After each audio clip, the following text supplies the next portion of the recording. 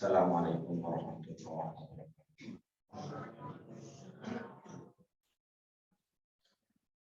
Nahmaduhu wa nusalli wa nusallimu ala rasulih nabiyil karim.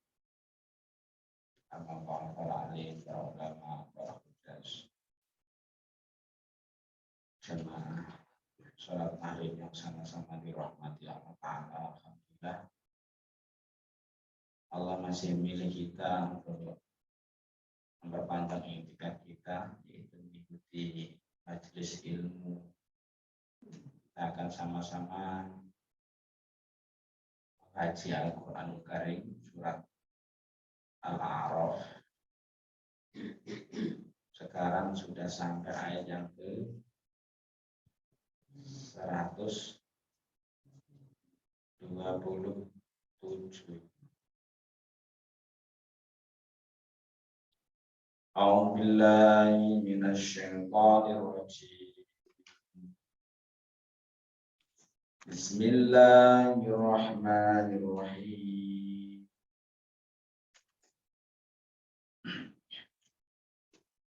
Wa qala al-mala'u min qaumi fir'auna atadharu Musa wa qaumahu liyufsidu fil ardi wa yadharaka wa aliyatak.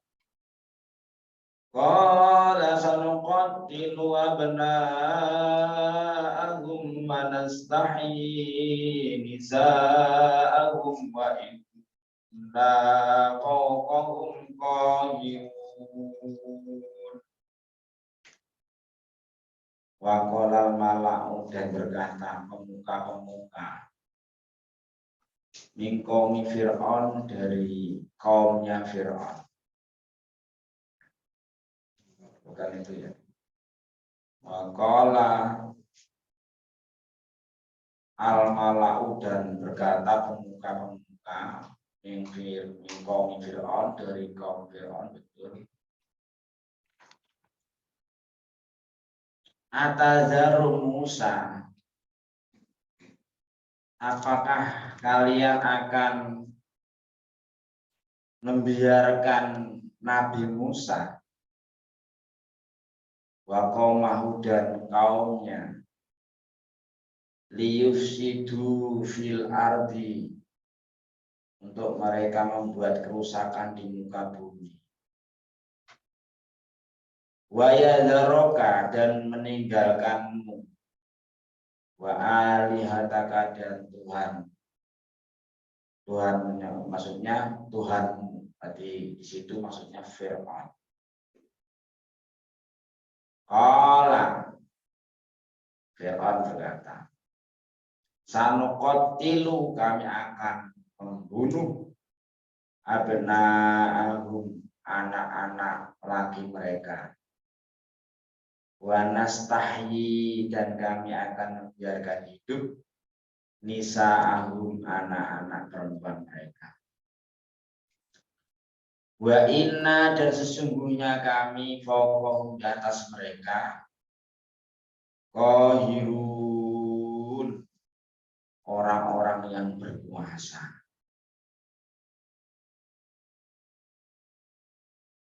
Bapak-bapak yang dirahmati Allah Ta'ala,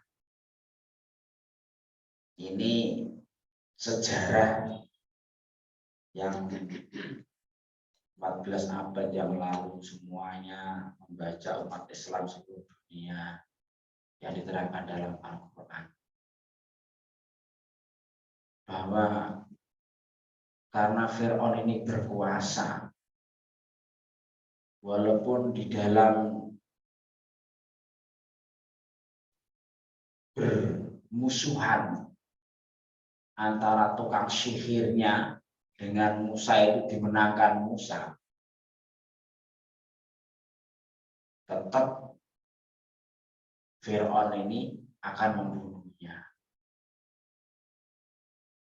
Dan di situ pertama kita ambil pelajaran yang harus kita lihat adalah tukang sihir Fir'aun itu jumlahnya 15.000.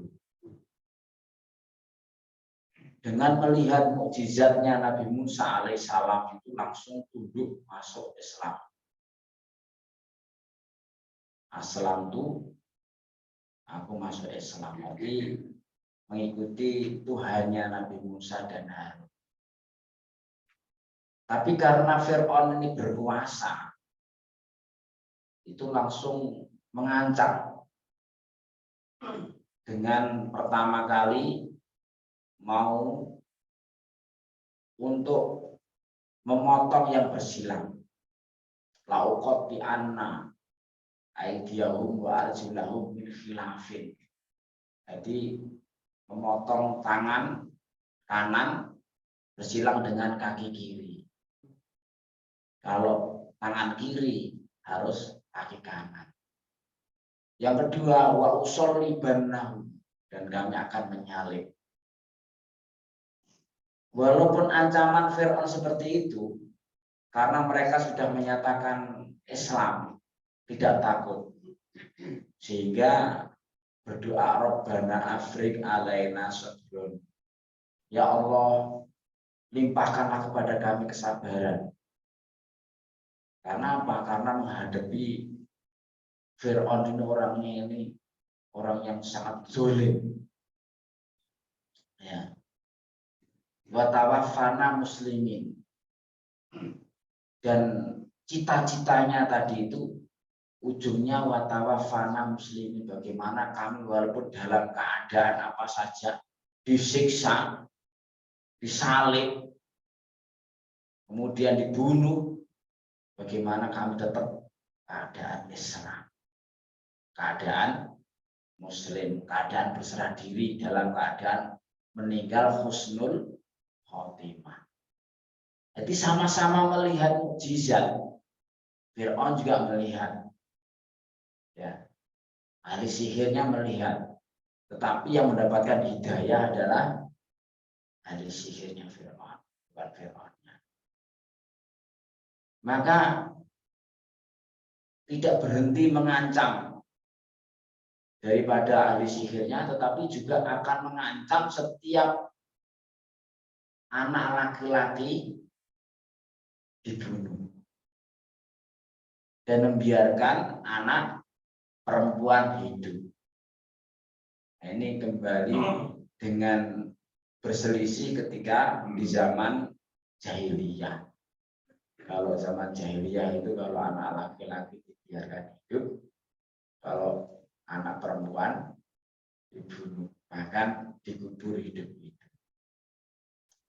Tapi kalau sekarang tidak memandang laki-laki dan perempuan, kadang bahkan orang tuanya sendiri, istrinya sendiri, anak kadang bunuh orang tua bunuh anak, bawahan bunuh atasan, dan seterusnya. Sekarang atasan membunuh bawahan, udah nggak pandang bunuh. Nah, ini sebenarnya kekejaman itu lebih kejam sekarang dibanding zaman jahiliyah, di zaman Fir'aun laknatullah alaih. Nah, karena hanya khusus saja, kalau zaman Fir'aun hanya laki-laki saja. Kalau zaman jahiliyah hanya perempuan saja. Kalau sekarang ya nggak memandang laki-laki, perempuan, bahkan kadang bawahnya sendiri, atasnya sendiri, orang tuanya sendiri, anaknya sendiri, suaminya sendiri, istrinya sendiri. Sekarang udah tidak bisa dibendung lagi kezaliman-kezaliman yang ada. Maka dalam ayat ini di ujungnya itu wa inna fawqahum qahirun, karena kami ini berkuasa. Jadi disitulah ketika orang itu diberi kekuasaan oleh Allah Subhanahu wa Ta'ala, mereka lupa bahwa Allahumma malikal mulki tu'til mulka man tasya wa tanzi'ul mulka mimman tasya wa tu'izzu man tasya bil khair. Dia lupa bahwa yang punya kekuasaan semuanya adalah dalam genggamannya Allah.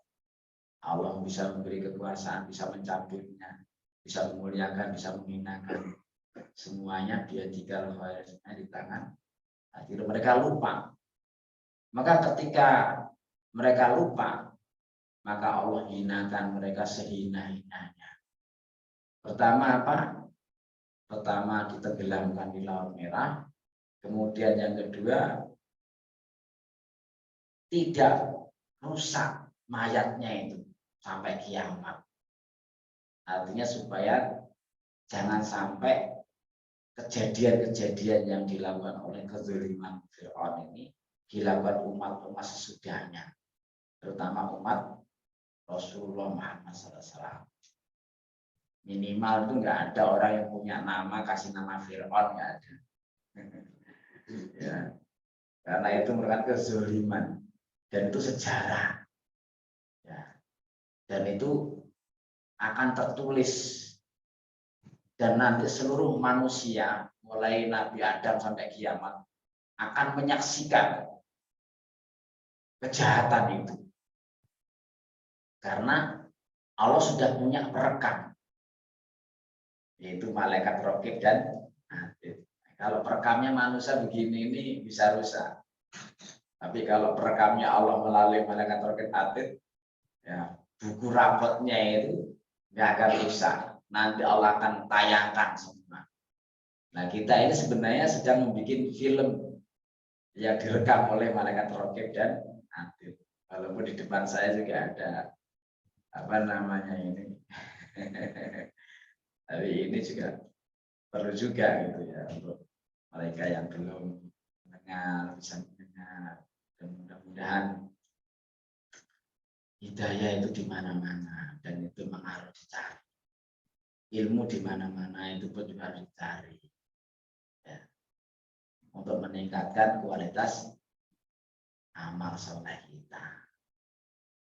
Maka karena berkuasa ini mentang-mentang berkuasa, setelah pemuka-pemuka ini usulannya apa? Apakah kamu akan membiarkan Musa dan pengikut-pengikutnya yang tidak lagi mengakui bahwa kau ini Tuhan, nggak akan mengakui kekuasaanmu?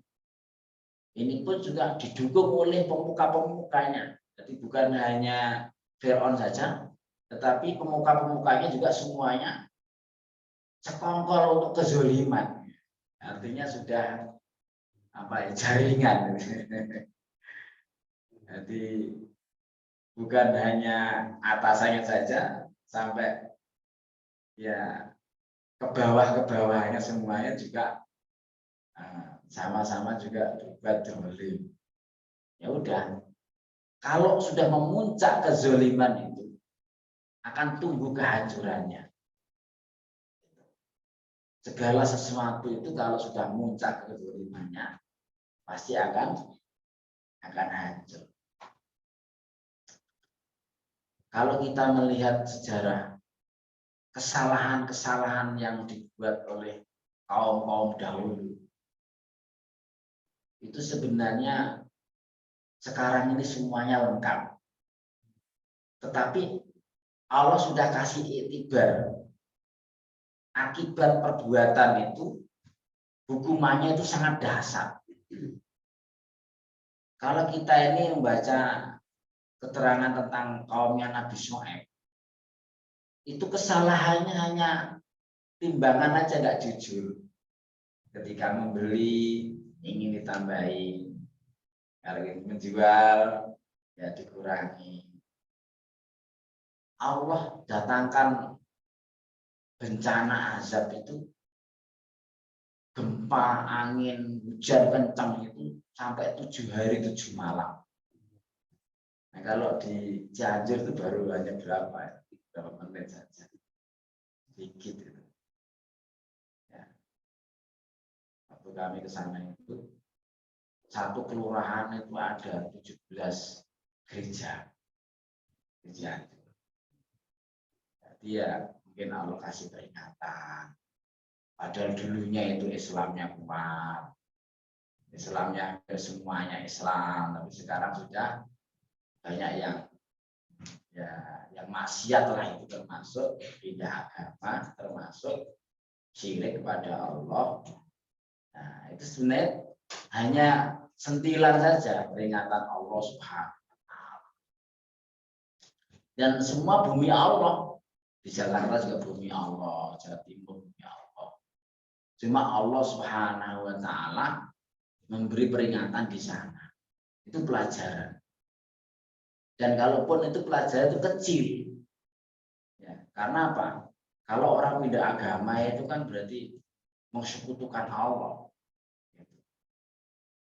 Nah, kalau hanya istilahnya curang dalam timbangan itu kan udah hampir menyeluruh. Udah hampir menyeluruh lah. Orang-orang yang jual-jualan hampir rata-rata di pinggir-pinggir jalan. Hampir menyeluruh. Tapi Allah masih kasih kesempatan untuk bertobat. Karena hakikatnya peringatan itu untuk supaya kembali bertobat kepada Allah Subhanahu wa Ta'ala. Tapi jangan mengira ketika Allah kasih peringatan di tempat itu kemudian Allah benci pada tempat. Seperti dulu di Aceh, Allah datangkan tsunami sampai 250.000 dengan waktu yang sangat sebentar saja. Kenapa Allah katakan, kenapa itu bukan orang yang dibenci oleh Allah? Bukan. Karena itu di dalam hadis Rasulullah SAW katakan, innallaha idza ahabbal qaum ibtalahu. Ketika Allah itu masih mencintai kaum itu, Allah akan uji kaum itu. Berarti Allah itu mencintai orang-orang Aceh sebenarnya. Maka Allah uji. Jadi Allah itu mencintai orang-orang Cianjur, maka Allah uji. Jadi bukan berarti orang yang diuji itu dibenci oleh Allah. Bukan. Itu tempat-tempat yang sebenarnya dicintai oleh Allah. Supaya apa? Supaya orang-orang yang di sana itu bertobat kepada Allah. Maka kalau kita lihat video ini ketika gempa ini, semuanya itu teriak kepada Allah semuanya. Allah doa, zikir, doa. Tidak ada yang nggak ikhlas semuanya doanya itu. Semuanya doanya itu ikhlas. Pokoknya semata-mata mohon pertolongan Allah. Kalau saya lihat videonya waktu gempa di Cianjur. Tapi ketika Allah butuh, ya nggak mau memenuhinya. Gitu. Kalau mereka butuh, Allah suruh untuk memenuhinya. Tapi ketika Allah butuh, mereka nggak mau memenuhinya. Tandanya apa? Tandanya masjid musola kosong. Ketika Allah untuk dipenuhi, hai panggilan hayalah sholat, mari kita sholat. Nanti kamu akan hayalal falah. Pasti kamu akan menemukan kesuksesan. Jadi kesuksesan dalam Islam itu ketika memenuhi panggilan Allah Subhanahu wa Ta'ala. Jadi di situ artinya ketika mereka itu tetap tidak mau memenuhi panggilannya Allah, berarti istilah ujian itu tidak mempan untuk mereka. Hati mereka itu berarti masih keras. Dan kemaksiatan yang lain pun banyak. Wanita-wanita banyak juga yang ya seperti itu. Kalau orang Syiah boleh namanya negara Iran, tapi kalau di Indonesia haram hukumnya itu namanya kawin kotak-kotak. Jadi ya memang campur, Pak. Maka umat Rasulullah itu sempurna. Di firman Allah sempurna, wa tamat kalimat rabbika, sempurna agamanya, tapi juga sempurna maksiatnya. Yang dulu yang dibuat oleh kaum-kaum. Coba kalau kita melihat lagi itu, LGBT itu, kaumnya Nabi Lut yang di negeri Sodom itu pertama itu Allah mengazabnya dengan suara yang sangat keras. Kemudian halilintar yang menyambar sangat keras itu. Mereka ini pingsan, ketakutan luar biasa. Kemudian aliyaha safilaha, kemudian dibalik buminya yang di atas di bawah, yang di bawah di atas.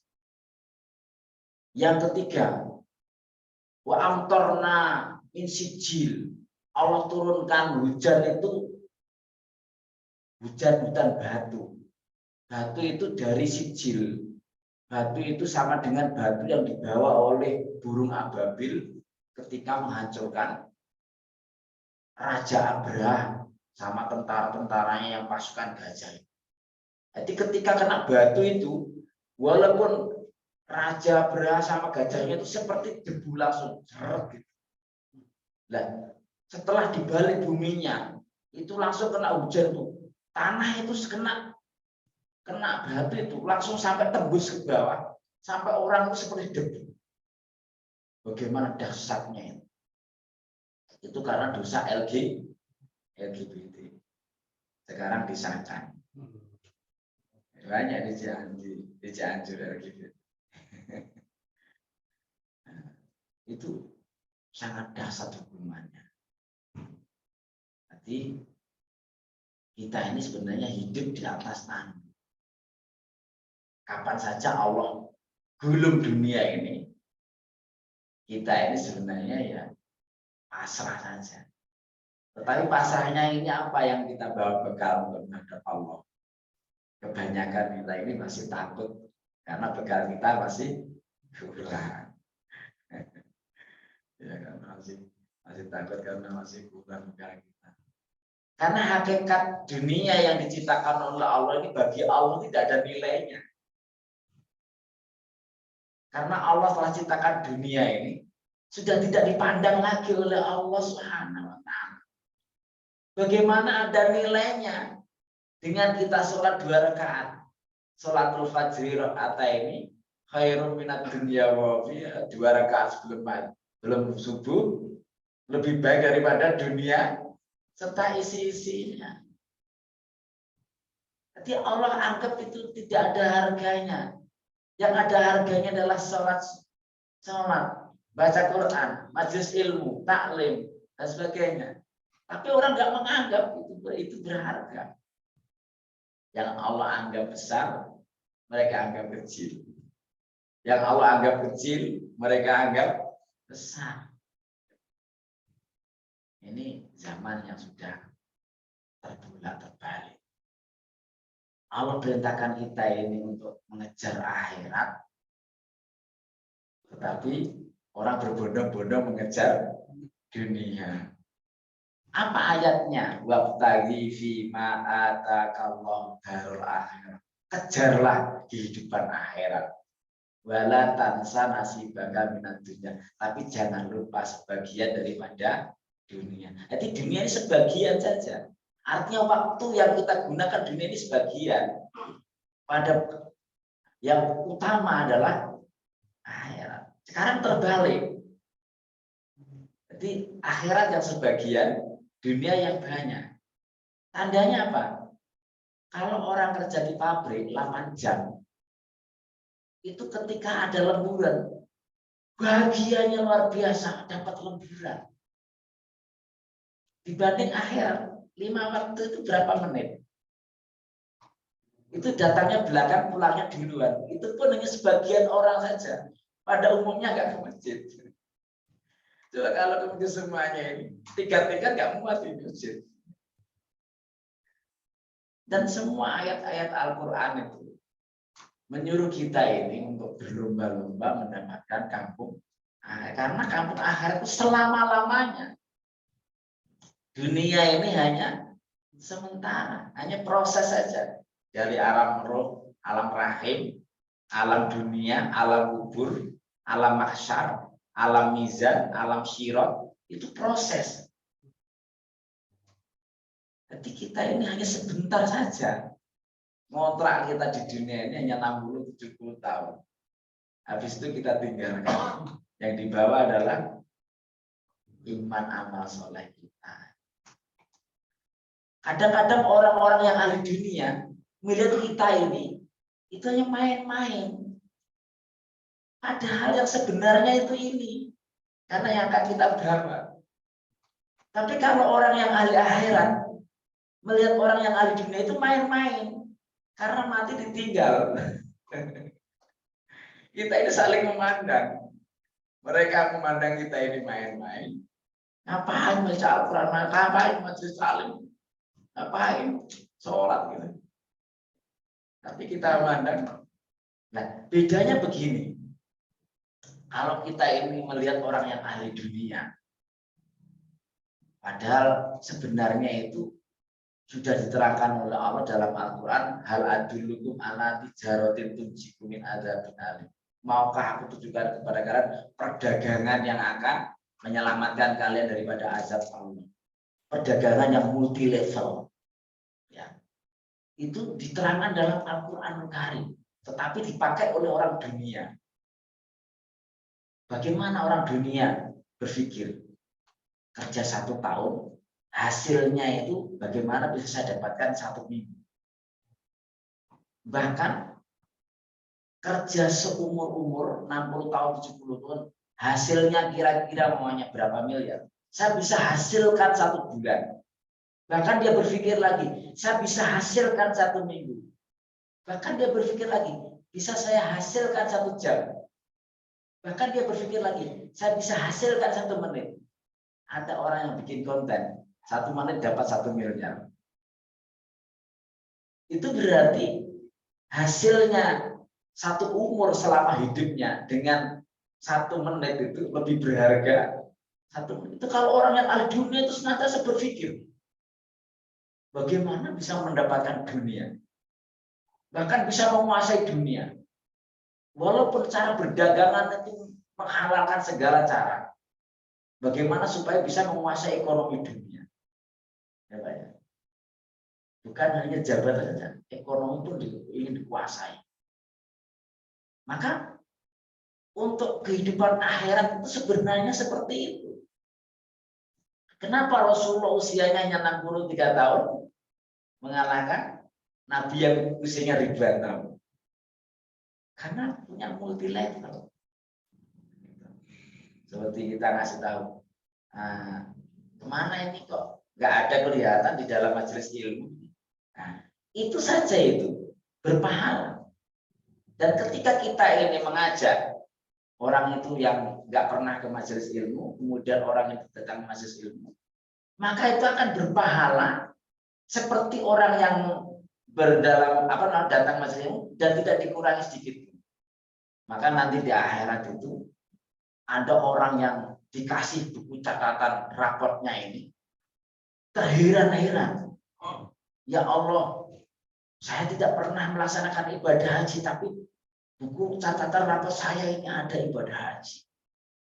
Saya nggak pernah punya jadi ulama, jadi kiai. Kok ada buku catatan saya, kok ada ulama, ada kiai. Saya nggak pernah membangun masjid, nggak pernah bangun pesantren, kok buku catatan saya ada membangun masjid, membangun pesantren. Maka Allah terangkan, karena dulu kamu mengajak-ajak, sehingga orang yang kamu ajak, orang itu mau menjalaninya berangkat haji. Kamu mengajak orang itu belajar agama sampai jadi kiai, maka semuanya haji dan kiai pahalanya mengalir ke kamu. Kamu mengajak orang itu tidak bangun pesantren, tiba-tiba kamu mengajak orang jadi kiai, jadi membangun pesantren, akhirnya kamu dapat pahala daripada pesantrennya. Masjid, kamu mengajak orang akhirnya bangun masjid, kamu dapat pahalanya orang yang bangun masjid. Nah, itu Pak yang namanya multi level dalam Al-Quran, tijaratan tanpa perdagangan yang tidak pernah rugi dan pasti untungnya. Dan itu sebenarnya cara untuk mendapatkan akhirat, tetapi dipakai untuk cara dunia. Nah, kita ini orang yang ahli akhirat juga seperti harus nggak mau kalah. Nah, sudah sholat belum? Yang masih punya anak. Istri udah ngaji belum? Dan itu saja. Walaupun istri sudah ngaji, tetap dapat pahala. Karena mengajak kebaikan. Maka dalam Al-Quran itu wa ta'awanu 'alal birri. Jadi tolong menolong untuk kebaikan.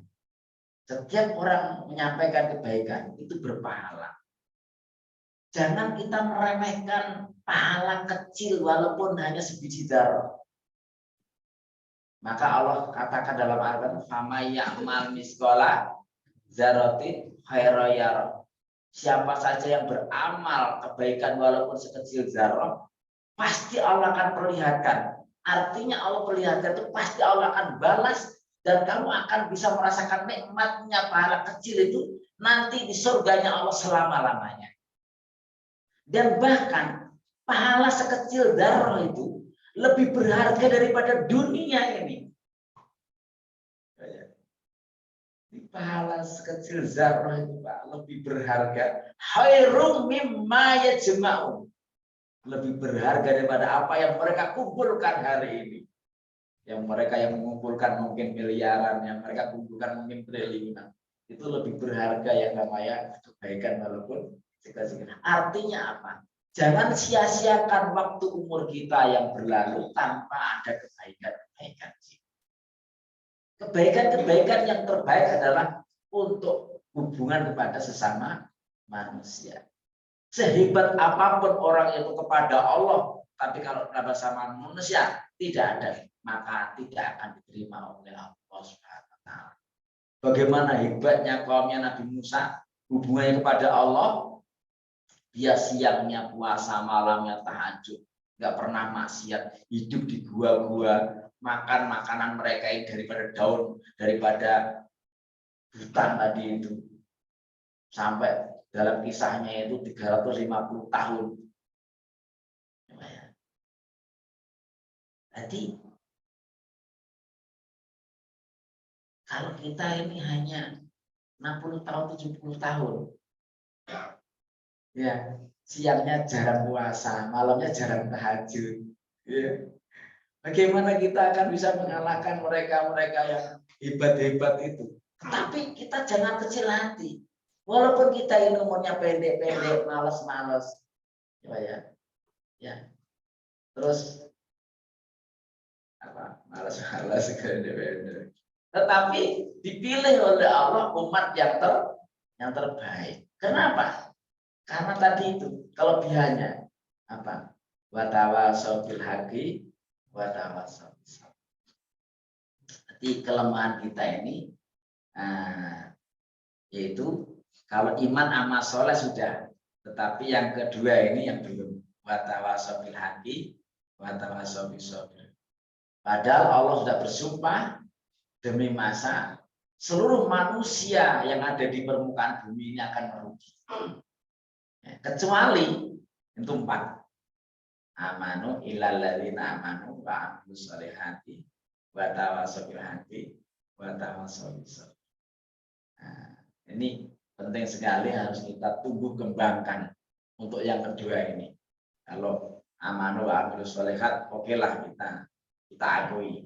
Tetapi yang kedua ini, nah, ketika kita melihat anak main HP, banyak mana melihat HP dengan melihat buku pelajarannya atau melihat Al-Qur'annya. Maka di situ kita harus ikut peran. Kita ingatkan 1 menit atau setengah jam tetap harus diimbangi dengan melihat buku pelajarannya dan melihat Al-Qur'an. Stop, berhenti. Mainnya setengah jam, main HP. Kalau mau main HP lagi, kamu harus menambah membaca Al-Qur'an atau membaca buku pelajarannya. Kalau tidak, Pak, ini lebih bahaya daripada narkoba. HP ini lebih bahaya daripada narkoba. Apalagi ya anak-anak sekarang bisa melihat yang aneh-aneh, nonton maksiat luar biasa. Mereka sekarang ini anak-anak SD aja udah pergaulannya sudah kayak udah mahasiswa, karena bebas mereka untuk bergaul. Karena apa? Pengaruh daripada HP ini luar biasa.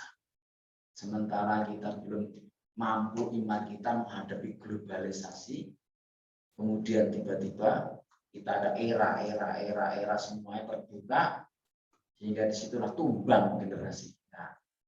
Maka kalau generasi sekarang ini tumbang, bagaimana nanti generasi yang akan datang? Karena masa depan adalah bagaimana generasi sekarang.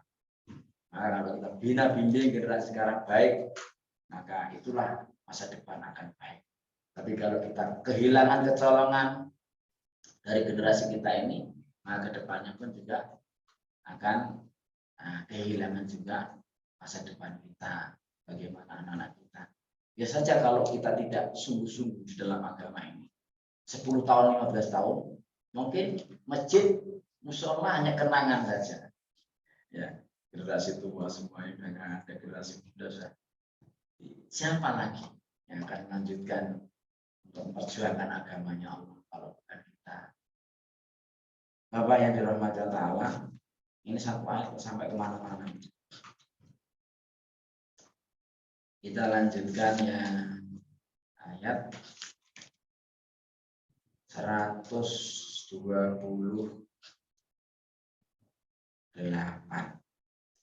A'udzu billahi minasyaitonir rajim. Bismillahirrahmanirrahim. Qala Musa liqaumihi ista'inu billahi wasbiru. Innal arda lillahi yurithuha man yasha'u min ibadihi wal 'aqibatu lil muttaqin. Qala Musa, berkata Nabi Musa. Qala Musa, berkata Nabi Musa liqaumi, kepada kaumnya. Ista'inu, mintalah kalian pertolongan bila kepada Allah, wasbiru, dan bersabarlah. Innal ardu, sesungguhnya bumi, lillah, milik Allah. Yurisuha, dia akan mewariskannya mayasya kepada orang yang dikehendaki min ibadihi, dari hamba-hambanya. Wal aqibatu lil muttaqin, dan kesudahan yang baik bagi orang-orang yang bertakwa. Ini setelah Nabi Musa dan kaumnya, kaum Bani Israil ini mendapatkan ancaman daripada Musa dan tentara-tentaranya, maka tidak ada jalan lain kecuali mohon pertolongan kepada Allah. Jadi dengan bersabar dan berdoa. Kalau sekarang pertolongannya dengan sholat dan sabar. Wasta'inu bis-sabri was-sholat. Kalau kita umat Rasulullah ini mohon pertolongan kepada Allah dengan sabar dan sholat. Kalau kaum Nabi Musa, yaitu dengan sabar saja dan doa. Dan Allah Subhanahu wa Ta'ala, kata Nabi Musa dalam doanya itu, yang akan mewarisi bumi ini karena milik Allah tergantung siapa yang Allah kehendaki. Maka di ujungnya itu wal aqibatu lil muttaqin. Tentunya bumi ini diwariskan kepada orang-orang yang bertakwa. Karena apa? Karena orang-orang yang bertakwa itulah yang sebagai khalifah di muka bumi.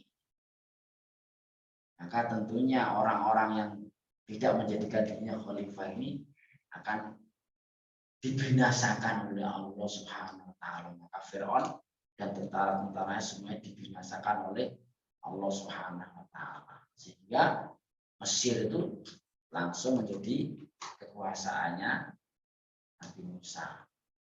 Dan pada saat itu kaum Bani Israel ini betul-betul tersiksa oleh Fir'aun. Karena Fir'aun ini kaumnya namanya kaum Kipti. Jadi tentunya kaumnya ini akan dibela. Sementara kaum Bani Israel ini, mereka ini menjadi budak-budaknya. Menjadi budak-budaknya. Karena kekuasaannya itu oleh rajanya. Jadi kaumnya dikuasai rajanya. Jadi begitu. Walaupun kita ini pun di negara kita Indonesia ini tergantung siapa yang merajai negara kita ini, maka kita ini juga kalau tidak kaumnya ya menjadi budaknya. Sama juga ketika di zaman Fir'aun itu, karena kaumnya kaum Kipti, rajanya Fir'aun, sementara kaumnya Nabi Musa Israel, maka menjadi budaknya. Di disuruh apa itu? Seperti dulu kalau di Indonesia dijajah itu kerja rodi. Nah, seperti itu.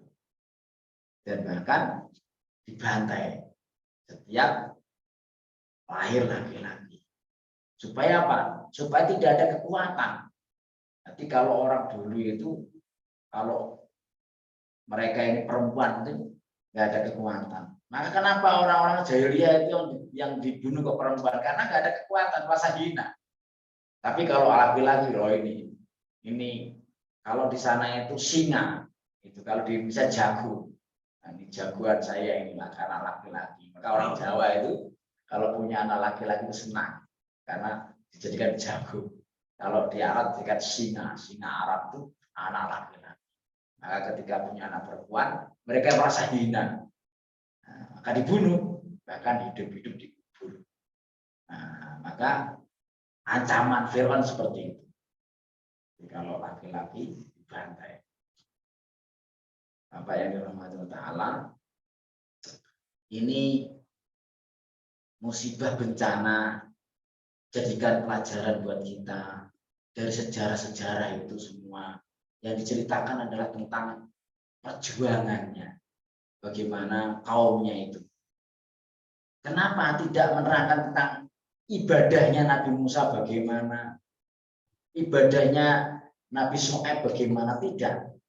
Tetapi yang diterangkan untuk ambil kita pelajaran adalah tentang bagaimana kiprah di dalam bermasyarakat, dalam kehidupan bermasyarakat. Itu yang menjadi nilai utama. Sehingga Rasulullah SAW katakan, khairun nas man anfa'uhum linnas. Sebaik-baik manusia itu seberapa banyak dia ini memberi kebaikan kepada orang lain. Semakin banyak memberikan kepada orang lain, maka semakin banyak kebaikan-kebaikan yang dia dapatkan.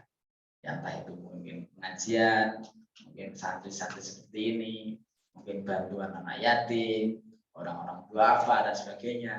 Semakin banyak kita memberi kontribusi kepada sesama, maka semakin mulia di sisi Allah Subhanahu wa Ta'ala. Karena waktunya tidak isya, walaupun dapat 2 ayat saja, mohon maaf ya. Terlalu banyak jelasannya Mbak Yati, sampai hanya 2 ayat. Mudah-mudahan ada manfaatnya. Mudah-mudahan Allah Ta'ala senantiasa melindungi kita dari segala musibah bencana. Allah menjaga kita, iman kita, kita diistiqomahkan di dalam amal ibadah. Mudah-mudahan iman Islam kita sampai akhir hayat kita meninggal dalam keadaan husnul khotimah. Subhanakallahumma wa bihamdika asyhadu an la ilaha illa anta astaghfiruka wa atubu ilaik. Wal 'afwu minkum. Assalamualaikum.